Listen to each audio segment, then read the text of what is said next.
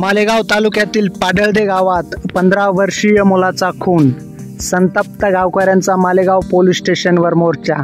मालेगाव तालुक्यातील पाडळदे गावात काल दिनांक 12 सप्टेंबर रोजी सायंकाळी 6 वाजेच्या सुमारास कल्पना बळीराम माळी यांचा 15 वर्षांचा मुलगा समाधान बळीराम माळी याला संशयित आरोपी सोमनाथ हिरामन जिंदर राहणार पाडळदे आपल्या शेतात बैलांना चारा टाकण्यासाठी घेऊन गेल्याच्या नंतर सोमनाथ घरी परतलाच नसल्याने त्याच्या आईने त्याचा शोध घेण्यास सुरुवात केली.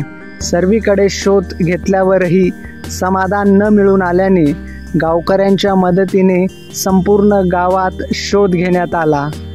शोध घेतल्यानंतर जवळच्या विहिरीत सोमनाथ बळीराम माळी याचा मृतदेह आढळून आल्याने गावकरी संतप्त झाले.